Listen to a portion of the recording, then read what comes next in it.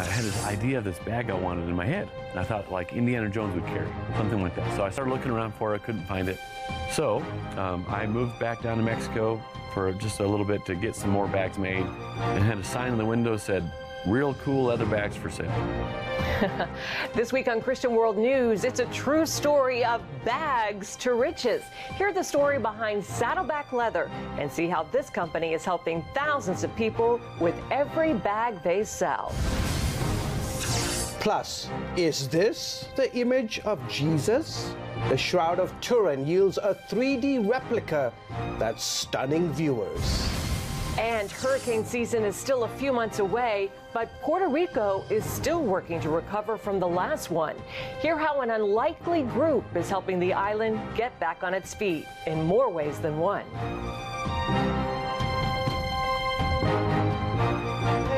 Hello, everyone. Welcome to this week's edition of Christian World News. I'm George Thomas. Yes, happy weekend. Yes, we are here, indeed. and I'm Wendy Griffith. Well, a Texas couple is enjoying great success in their leather bag making business. They've gone from selling bags on eBay to major production facilities in Mexico and Fort Worth. Yeah, pretty amazing. But Dave and Suzette Munson aren't just counting dollars. They're changing lives by showing their employees the love of Christ. Ephraim Graham has this look at the untold story behind Saddleback Leather. That's the hum of Saddleback Leather workers handcrafting the highest quality leather bags. The company's slogan promises they'll fight over it when you're dead. My idea was after the funeral, after my funeral, that people would be like, "I get it. No, I get it. No, I get it." With that company motto, it's not a complete surprise the CEO has a leather coffin in his Texas office. I wanted something that lasts forever. I figure if God were to have a leather bag business, then he would make them high-quality leather bags. For the full story behind Saddleback, we traveled to León, Guanajuato, Mexico. It's home to nearly 2 million people, and only about 8,000 are Christians. Mexico is also where Dave Munson saw his very first bag created. It's a home away from home for him, his wife Suzette, and their children. So I was a missionary teaching English down in here in Mexico, and I had this idea of this bag I wanted in my head. I thought like Indiana Jones would carry, something like that. So I started looking around for it, couldn't find it, but I found a guy making bags. And so I sketched it out for him. I said, "Hey, can you make this for me? No zippers, nothing breakable. I just want this chunk of leather." So he did. And I got this bag, and everywhere I went, when I got back from a year of teaching English, everywhere I went, people were asking me, "Where can I get a bag like that?" And people tapped me on the shoulder and coming out of their offices and crossing the street, "Where can I find a bag like this?" So I moved back down to Mexico for just a little bit to get some more bags made, brought them back up, sold them out of the back of my old Land Cruiser. And I had my dog sitting on the tailgate, my old black lab Blue, and I hung them on the rack and had a sign in the window that said, "Real cool leather bags for sale."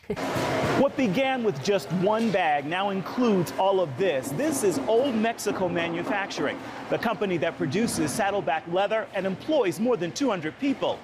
But this is not your ordinary factory. With 8 years on the job, this designer says meeting and working with the Munsons changed her life. They knew me when I got here, and the person that was there and the person that I am today, it's quite different. Maybe I have more peace, perhaps. Is your faith stronger? Yes, for sure. This began with your vision for a bag and having someone create it. So does it still pretty much work that way? You come in here with a vision and these people make it happen? Yeah, I'll sketch it out. Dave also has a vision to help his employees, paying them a competitive wage, providing childcare for them on site, lunch on site as well, and allowing churches to use the cafeteria for Bible study and services. The heart has always been for people, and I was doing full-time ministry up until right before we met. And because I wanted to reach people, I wanted to let them know about what God has done in me, and I want them to have the same thing. So it's just kind of natural. I'm the youngest of 10, and my parents always had the down and outers in our home. I would come home and there'd be someone that I'd never seen before, and they were invited to dinner. And I grew up that way. I thought that was quite normal.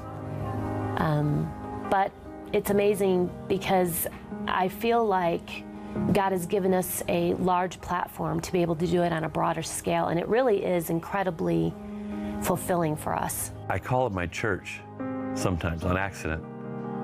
So I feel like these are my people, and God's put me in charge there, and we really care for them. And we walk through some really tough times with these families, you know, and so I got to go into their homes. I visited their homes.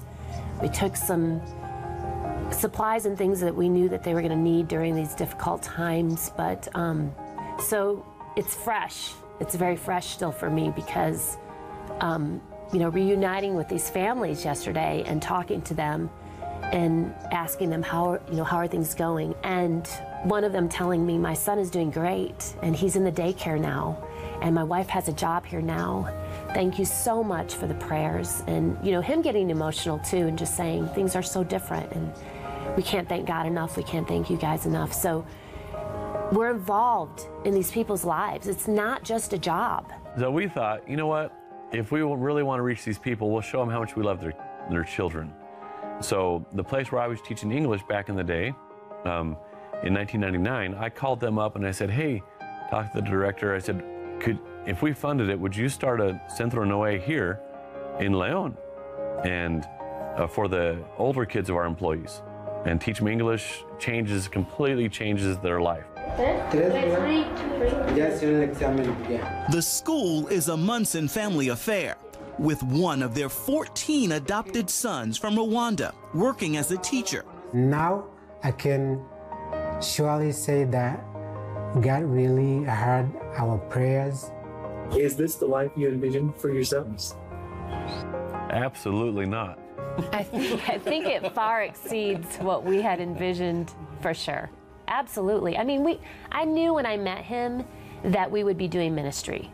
That was a no-brainer, but certainly didn't know it was going to be to this magnitude. We did not know that. Call it exceedingly abundantly above all the Munsons could have ever asked or imagined. Ephraim Graham, CBN News, León, Mexico. Great story. Thanks, Ephraim. Well, coming up, an ancient relic yields a stunning image. This 3D statue was created from what some claim is the burial shroud of Jesus.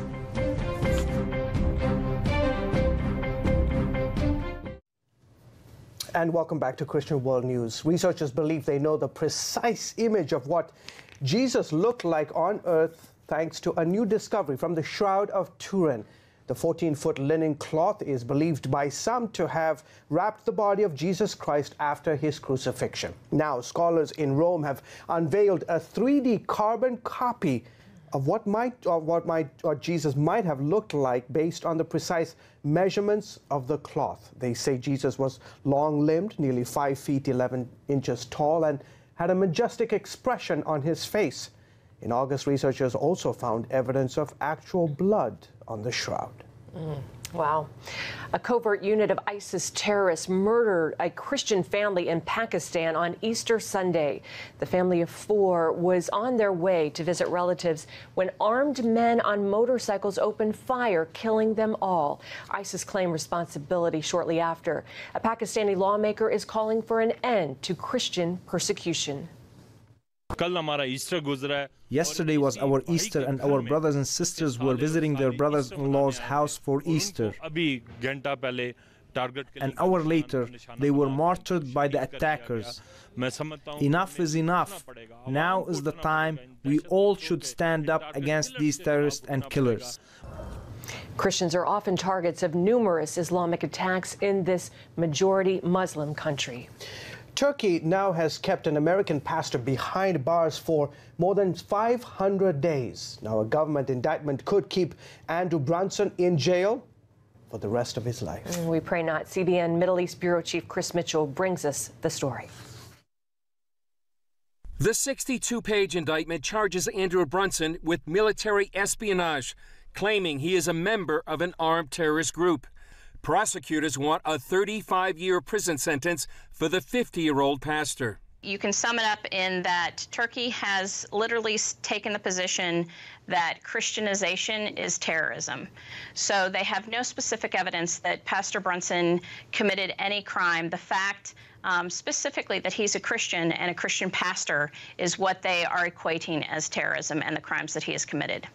The American Center for Law and Justice represents Brunson, who has pastored and served in Turkey without incident for 23 years. After a failed coup in 2016, Turkish President Recep Erdogan purged thousands of political opponents. Pastor Brunson was one of the Christians that was snatched up in this purge. Most of the Christian pastors had been deported, and Pastor Brunson was not. Last year, Erdogan offered to trade Brunson for exiled Turkish leader Fethullah Gulen. Gulen is accused of being the mastermind behind the coup. Many see Brunson as a pawn in a high-stakes political face-off between the U.S. and Turkey. In 2017, the White House announced President Trump and Vice President Pence brought up Pastor Brunson's plight in their meeting with the Turkish president 3 times. It's really kind of unprecedented in these types of cases that we have the President of the United States bringing this situation up every time he speaks to the President of Turkey. In the meantime, Brunson suffers in a Turkish cell, missing major events like graduations and his daughter's wedding last year. In a recent letter to his wife, Noreen, he poured out his heart. I am very discouraged. Please have prayer for me. I love you. Can't handle the thought of growing old in this place without you. I think more than anything, they need to be praying that even in the ebb and flow, the roller coaster of this experience, that he will remain strong, that he will remain just committed in his faith, and more than anything, just have the Lord's peace and day in, day out. This Christian worker, hidden for his own protection, says he's heard Brunson continues his life's work while in prison, sharing his faith in Jesus Christ. I got a chance to talk to someone, one member of our church, that knew a friend that was in the same jail with him and was talking about how this American guy was in there and constantly talking about his faith and wouldn't shut up. On the political front, close to 500,000 people have signed a petition to release Pastor Brunson. And that's very helpful for us and our advocacy to show the Turkish administration that really the world's eyes are upon this case and demanding the release of Pastor Brunson. While it's a geopolitical standoff, this worker feels Brunson's case transcends politics, just like when the Apostle Paul was in prison. Of course, this is not just about him. It's really about the Lord's work in Turkey, what's been happening in the Middle East.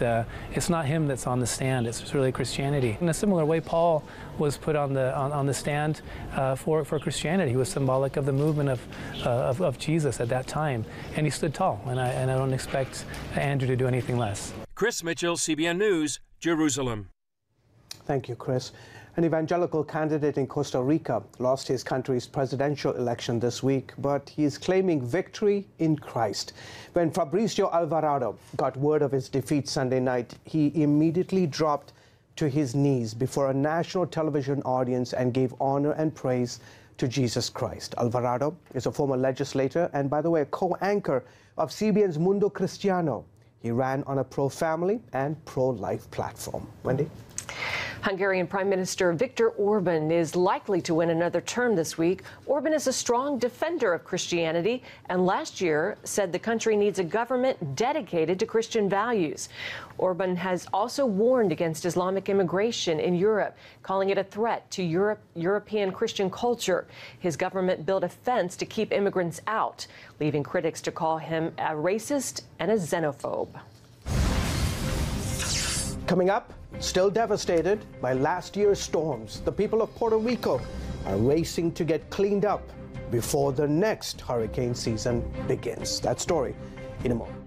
And welcome back to Christian World News. The island of Puerto Rico took massive hits last fall when it was struck by not one but 2 deadly hurricanes in just 1 month, George. Yeah, terrible. Well, today it's racing to rebuild before the next hurricane season starts in June. Heather Sells recently visited the U.S. territory and brings us this look at a key player in its recovery, the church.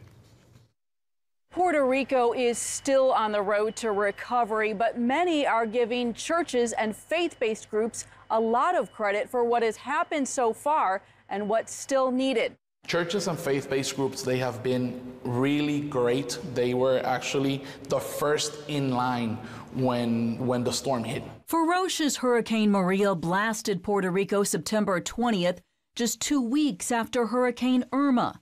Within hours, it flooded the island, destroyed businesses, and knocked out 80% of the power lines. For Rolando Torres and his neighbors outside of San Juan, it meant losing their homes. Everything changed, he said. The untold story after Maria, however, centers around the church. It was local believers and faith-based groups quickly responding to the needs. The first responders were really not, it was really not the government. It was the churches, it was young pastors, young church planters, all over the place, just working together. They were like troops on the ground. They were searching for people. They were helping. They were distributing food that they already had. The needs after Maria were massive and compounded by the constraints of a Puerto Rican government that only 4 months before had declared bankruptcy. Today, the island can best be described as fragile. Even in San Juan, the destruction from Maria is painfully obvious. Across Puerto Rico, downed lines remind everyone of continuing power problems. Thousands don't have running water, and an untold number of homes still need a roof. The Puerto Rican government believes the federal government has ripped it off. We are being treated as second-class U.S. citizens. I guarantee you that if Massachusetts, if Florida had a power outage like we had in Puerto Rico, in 3 months top, it would be 100% again. Faced with this slow recovery and another hurricane season quickly approaching, the role of churches and faith-based groups becomes even more critical. Without them, many, like Rolando and his family, have nowhere to turn. Communities like this have struggled to rebuild because most residents don't have the correct paperwork to show that they own their property. And without that paperwork, FEMA will not help. In Rolando's neighborhood, Operation Blessing is rebuilding homes. Rolando says without the help, he and his family would be in the streets. In other communities, it's supplying water filters to ensure clean drinking water. Local churches like Pastor Gabriel's continue to distribute food and water.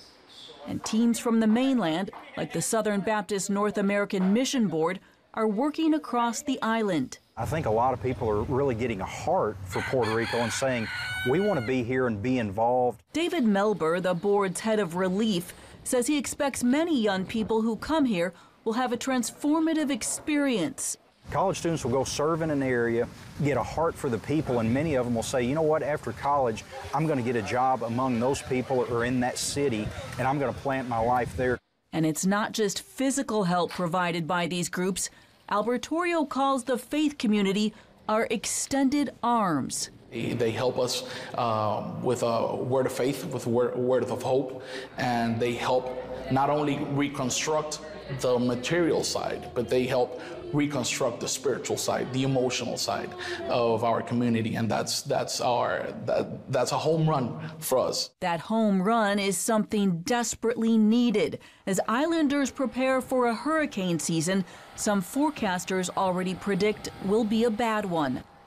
Reporting in San Juan, Heather Sells, CBN News. Well, finally today, what do you do when God calls you someplace that you don't want to go?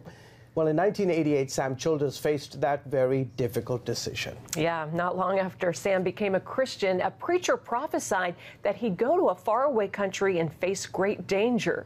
Well, 20 years later, Sam reflects on his calling and the ministry that continues to this day. It was the second night after I walked into a church and gave my life to the Lord, this preacher started prophesying over me at the altar. And I started getting angry. I mean, I was getting so angry, I was thinking in my head, this guy's telling me I'm going to Africa. I'm like, I'm not going to Africa. I'm a white man. Why would I go to Africa? Then they started telling me that I was going to be in a war, and I was getting furious. I was getting so furious, I figured I'm going to have to beat the snot out of this preacher. And I went outside the church. Can't do it in the church. I went outside the church and I waited on this preacher to come out. I was going to beat him up. And I'll never forget, I started telling him, don't tell me I'm going to Africa. Don't tell me this. Don't tell me that. And he just looked at me and he smiled and he said, we'll see. That was June of 1992. In the fall of 1998, I found myself in Sudan, Africa. And now I am a full-time missionary. I live in Africa. I've been there 22 years. But keep in mind, I had every reason not to go to the mission field. I had a successful construction company. I owned 17 houses. I owned 8 stores. I had everything in life. I had my life all planned out. I had a plan. By the time I hit 50 years old, I was going to retire. I was going to relax. And then all of a sudden, I get called by God to the mission field. He messed my life all up. My dream was not my dream no more. But what happened over the years was what was really so awesome. The calling turned into my dream. Now I can't even imagine living any other life. I own a motorcycle shop in the U.S. I build custom motorcycles. People come from all around the world. I got a beautiful office building and bike shop. People walk in, the first thing they say is, why does he live in Africa? And my workers always say, because you don't see the faces that he sees. I love what I do. I love rescuing children. The work has grown from 1 orphanage to 7 orphan projects, you know, and it keeps growing. We're feeding right now over 12,000 meals a day. Built 7 schools over the years. We're building an 8th school right now. I can't even imagine living any other life besides what I live now. Well, a few years ago, they made a movie about Sam's work helping children of Sudan, children of the war in Sudan and Uganda. It's called Machine Gun Preacher. Yeah, I heard it's really good. Well, that interview comes to us from our friends at the Global News Alliance. Thank you so much for joining us. Until next week, from all of us here, goodbye and God bless you. See you next time.